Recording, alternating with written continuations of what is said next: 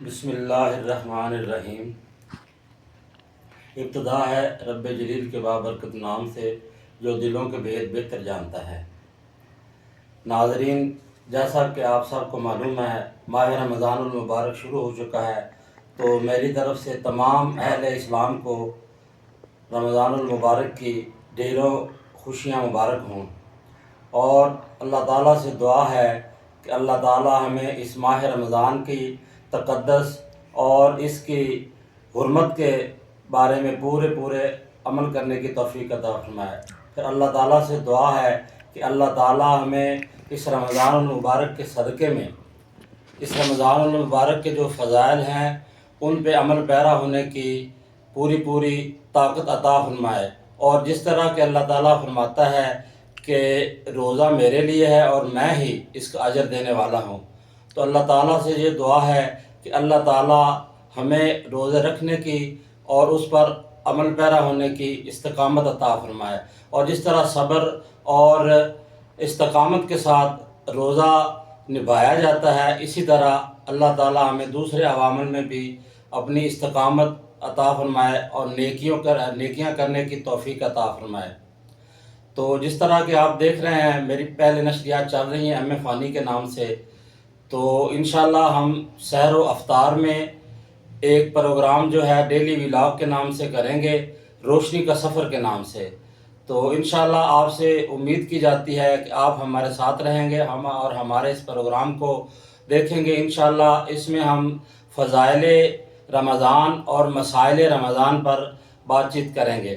تو سب سے پہلے میں آپ سے یہ گزارش کرنا چاہتا ہوں کہ ہمارے ہاں ایک میں تصحیح کرنا چاہتا ہوں کہ ہمارے ہاں اکثر کہا جاتا ہے کہ رمضان آ گیا، تو ہمیں اس طرح نہیں کہنا چاہیے، بلکہ کہنا چاہیے کہ رمضان المبارک کا مہینہ آ گیا، کیونکہ اللہ تعالیٰ کے 99 ناموں میں سے ایک نام جو ہے وہ اللہ تعالیٰ کا نام رمضان بھی ہے۔ اس لیے اس کے تقدس یہی ہے کہ ہم جب بھی نام لیں رمضان کا تو اس کے ساتھ یا تو کہیں کہ ماہ رمضان آ گیا، یا ہمیں کہنا چاہیے کہ رمضان المبارک کا مہینہ آ گیا، صرف رمضان نہیں کہنا چاہیے۔ تو یہی ایک مسئلہ ہے جو عام لوگوں کو اس کے بارے میں علم نہیں ہے، تو میں نے کہا کہ میں لگے ہاتھوں آپ کو اس کے بارے میں بتا دوں، اور باقی اللہ تعالیٰ سے دعا ہے کہ اللہ تعالیٰ ہمیں استقامت کے ساتھ روزے رکھنے کی اور اس کے رمضان المبارک کے مہینے کے تقدس کی پوری حرمت اور اس کے جو ہے تقدس اس پر عمل کرنے کی توفیق عطا فرمائے۔ بسم اللہ الرحمن الرحیم۔ وبصوم غد نویت من شہر رمضان۔ اے اللہ تعالیٰ، ہم تیرے لیے ہی روزہ رکھ رہے ہیں اور تجھی سے اس کی اجر کی امید چاہتے ہیں، اور اللہ تعالیٰ ہمیں استقامت اور جو ہے اس کے تقدس کو پورا نبھانے کی ہمیں توفیق عطا فرما۔ اور اللہ تعالیٰ تیرا لاکھ شکر ہے کہ تو نے ہمیں ایک رمضان المبارک اور ہماری زندگی میں دیا، اور اللہ تعالیٰ تیرے سے یہی دعا کرتے ہیں کہ اللہ تعالیٰ تو ہمیں اس کے تقدس پر پورا عمل پیرا ہونے کی توفیق عطا فرما، اور اس کے پورے لمحات اور اس کی برکات سے ہمیں جو ہے ہمارے دلوں کو، ہمارے قلوب کو منور فرما، اور ہمیں استقامت کے ساتھ اس پر چلنے کی توفیق عطا فرما۔ صلی اللہ تعالیٰ علی خیر خلقہ محمد وعلی آلہ واصحابہ واہل بیتہ اجمعین برحمتک یا ارحم الراحمین۔ بسم اللہ الرحمن الرحیم۔ بسم اللہ وعلی برکت اللہ۔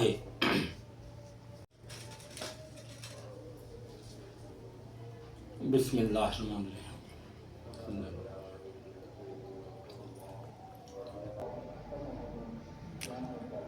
اعوذ باللہ من الشیطان الرجیم۔ بسم اللہ الرحمن الرحیم۔ الف لام میم ذالک الکتاب لا ریب فیہ ھدی للمتقین الذین یؤمنون بالغیب ویقیمون الصلاة ومما رزقناہم ینفقون والذین یؤمنون بما انزل الیک وما انزل من قبلک وبالآخرۃ ھم یوقنون۔ السلام علیکم ناظرین، جس طرح کہ آپ جانتے ہیں رمضان المبارک کا مہینہ شروع ہو چکا ہے، تو اس میں ہمیں چاہیے کہ سب سے زیادہ تلاوت قرآن پاک پر اپنا جو ہے نا وہ فوکس رکھیں، اور وہ لوگ جن کے والدین اور عزیز و اقارب اس دنیا میں نہیں رہے، ان کا سب سے زیادہ حق بنتا ہے کہ ان لمحات میں ان جو ہیں ان کو ان لمحات میں یاد رکھا جائے اور زیادہ سے زیادہ تلاوت کلام پاک کر کے ان کو بخشا جائے۔ اور اس کے علاوہ ہمارا جو چینل ہے ایم اے فانی کے نام سے، اس کو زیادہ سے زیادہ سبسکرائب کریں، شیئر کریں اور بیل آئیکن کو دبا دیں تاکہ آپ تک ہماری آنے والی ہر ویڈیو پہنچ سکے۔ اور ہم انشاءاللہ پورے ماہ رمضان میں ڈیلی ولاگ کے نام سے ایک پروگرام کریں گے، روشنی کا سفر کے نام سے۔ تو آپ ہمارے چینل پر جائیں، نیچے لنک آ رہا ہے، اس پہ آپ جا کے اس کو سبسکرائب کریں اور ہمارے ساتھ جڑے رہیں۔ انشاءاللہ پورے ماہ رمضان میں ہم آپ کے ساتھ رہیں گے اور روشنی کا سفر لے کے چلیں گے۔ شکریہ۔ اللہ اکبر۔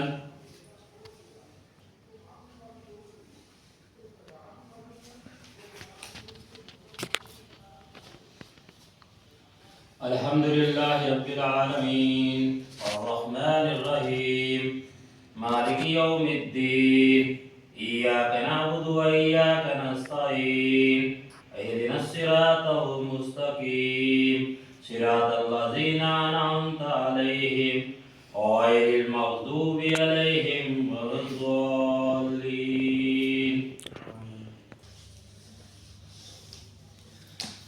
بسم اللہ الرحمن الرحیم۔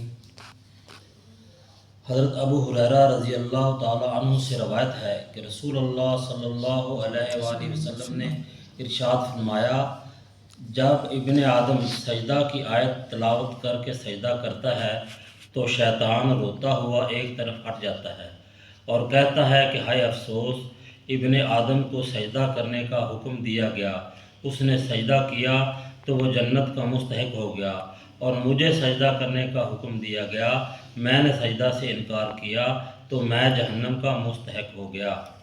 مسلم۔ بسم اللہ الرحمن الرحیم۔ اللہم انت السلام و منک السلام و الیک یرجع السلام، حینا ربنا بالسلام وادخلنا دار السلام، تبارک ربنا یا ذا الجلال والاکرام۔ ربنا ظلمنا انفسنا وان لم تغفر لنا وترحمنا ولنكونن من الخاسرين۔ ربنا لا تزغ قلوبنا بعد إذ هديتنا وهب لنا من لدنك رحمة إنك أنت الوهاب۔ لا إله إلا أنت سبحانك إنا كنا من الظالمين۔ لا إله إلا أنت سبحانك إنا كنا من الظالمين۔ اللهم اكفني بحلالك عن حرامك واغنني بفضلك ومن سواك۔ اللهم اكفني بحلالك عن حرامك واغنني بفضلك ومن سواك۔ وصلى الله تعالى على خير خلقه محمد وعلى آله وصحبه وآل بيته أجمعين برحمتك يا أرحم الراحمين۔ اللہ ماد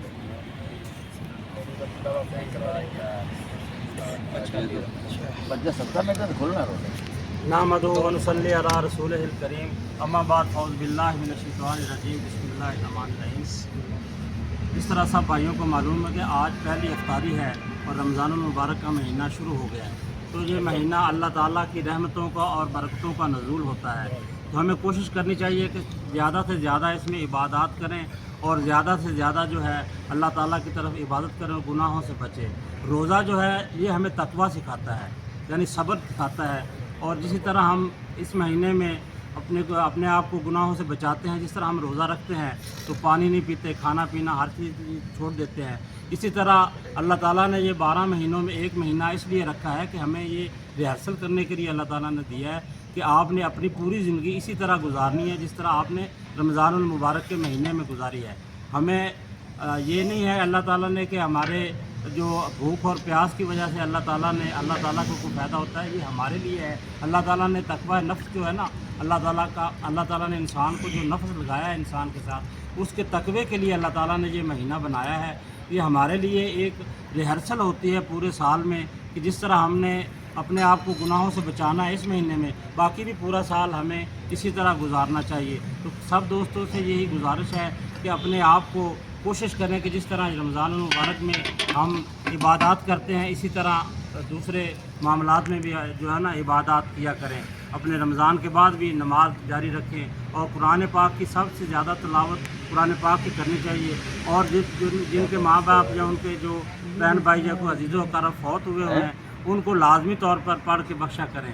اور اس کے علاوہ آپ دوستوں سے یہ گزارش ہے، اگر کسی کے ذہن میں کوئی سوال ہو تو وہ مجھ سے یہ سوال پوچھ سکتے ہیں۔ روزے کے بارے میں۔ اچھا بابا جی ایک بات بتائیں کہ خون دینے سے یا زخم آنے کی وجہ سے جو خون نکلتا ہے کیا اس کی وجہ سے روزہ ٹوٹ جاتا ہے؟ یہ آپ نے بہت اچھا سوال پوچھا ہے۔ اگر کوئی دوران کام یعنی اگر آپ کام کرنے کے دوران کوئی چوٹ لگ جاتی ہے نا، اس کی وجہ سے آپ کا خون نکل جاتا ہے، تو وہ یا کسی حادثے میں خون ضائع ہو جاتا ہے یا زیادہ نکل جاتا ہے، تو وہ جتنا بھی نکل جائے گا اس کا کوئی حرج نہیں ہے، اس سے روزہ نہیں ٹوٹتا ہے۔ ہاں یہ ہو جاتا ہے کہ آپ نے خون کسی کو دیا ہے تو آپ مجبوری کی حالت میں خون کسی مریض کو بھی دے سکتے ہیں، لیکن آپ نے اتنا خون دے دیا ہے کہ اس سے نکاہت ہو گئی ہے یا کمزوری ہو گئی ہے تو یہ جائز نہیں ہے۔ باقی خون اگر نکلا ہے تو وہ جائز ہے۔ کسی اور کا سوال؟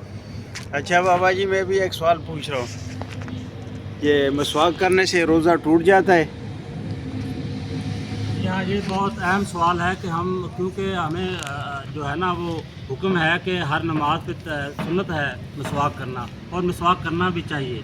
تو مسواک کرنے سے روزہ ٹوٹتا تو نہیں ہے، لیکن اس طرح کا مسواک ہو کہ جس سے ذائقہ ظاہر ہوتا ہو کہ زبان میں، مثال کے طور پر آپ کسی بھی درخت کا تازہ مسواک آپ توڑو گے نا، تو وہ اگر کرو گے تو اس میں ایک ذائقہ خاص قسم کا ہوتا ہے، یا اس میں جب آپ اس کو چباتے ہو تھوڑے سے ریشے ہوتے ہیں، اگر ایک یا دو ریشے آپ کے حلق کے اندر چلے گئے جان بوجھ کے یا کسی وجہ سے تو روزہ ٹوٹ جائے گا۔ اس لیے اجتناب کرنا چاہیے اور کوشش بھی کرنی چاہیے کہ دوسرا مسواک جو ہوتا ہے نا، یہ والا خشک مسواک ہوتا ہے، جو یہ جڑ کا مسواک ہوتا ہے، اس کی جو درختوں کی جڑوں کی مسواک ہوتے ہیں نا خشک، وہ آپ کر سکتے ہیں، اور وہ بھی اس طرح کا ہو کہ اس کے ریشے نہ ٹوٹتے ہوں۔ اگر اس کے بھی ریشے ٹوٹ رہے ہیں، آپ کو معلوم ہو رہا ہے، تو آپ وہ نہ کریں۔ اور اس کے علاوہ اللہ تعالیٰ فرماتا ہے، آپ صلی اللہ علیہ وسلم نے فرمایا، حدیث پاک کا مفہوم ہے کہ روزے دار کے روزے کی جو بدبو ہے وہ اللہ تعالیٰ کو مشک سے بھی زیادہ پسند ہے۔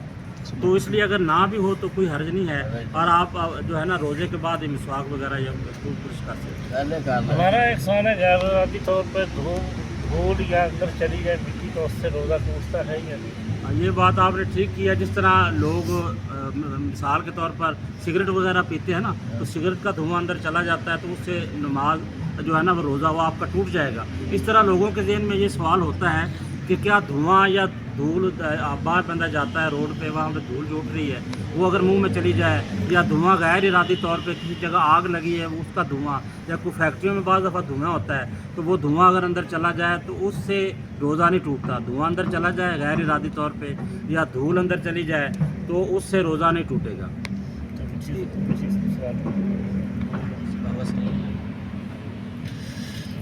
سوال ہے جی، گئے آنے سے روزہ ٹوٹ جائے گا کہ نہیں؟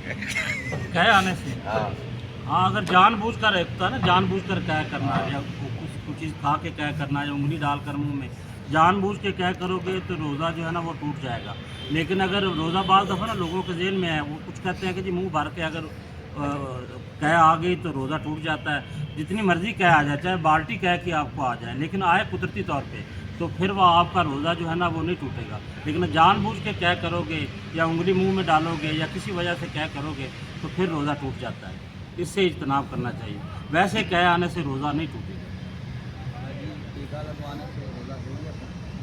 جی انجیکشن لگوانے سے روزہ نہیں ٹوٹتا ہے۔ اگر کسی کو کوئی تکلیف ہے نا، مثال کے طور پر کسی کو درد ہو رہا ہے، کسی کو اور مسئلہ ہے، تو وہ اپنا انجیکشن وغیرہ لگوا سکتا ہے۔ لیکن اس طرح کی ڈرپ لگوانا، جس طرح کی ڈرپ ہوتی ہے نا کہ خوراک کے لیے ہوتی ہے، کہ ایک مریض کوئی چیز کھا نہیں پی سکتا تو اس کو خوراک کے لیے ڈاکٹر لگا دیتے ہیں، طاقت کے لیے، تو وہ جان بوجھ کے طاقت کے لیے جو بوتل لگوائی جاتی ہے نا، وہ بوتل لگوانے سے روزہ ٹوٹ جائے گا۔ لیکن انجیکشن وغیرہ لگوانے سے، دوائی والا انجیکشن لگوانے سے روزہ نہیں ٹوٹے گا۔ یہ باہر ہوتی تو جب جانے نہیں چاہیے نہیں، وہ منہ کے ذریعے ہے، یا جو آپ کی ہے نا ناک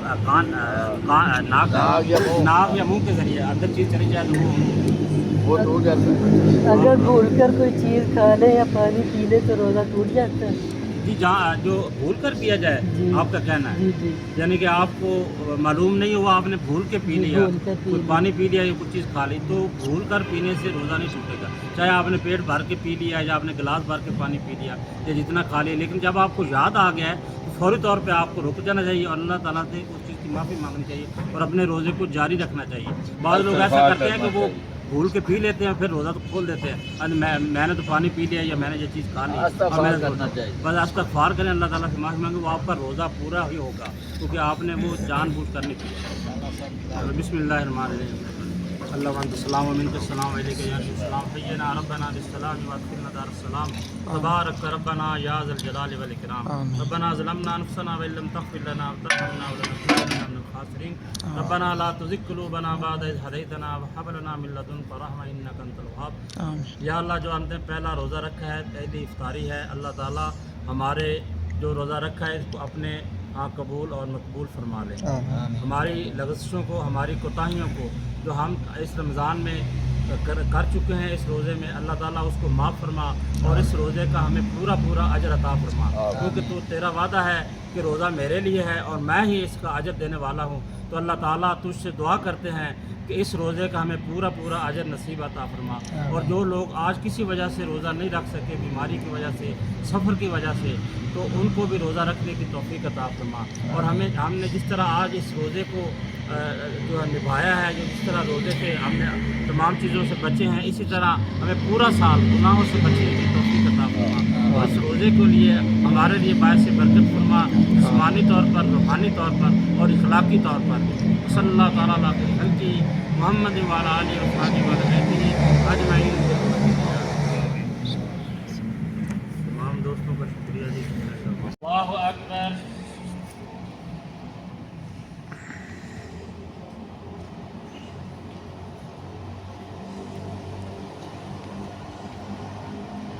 الحمدللہ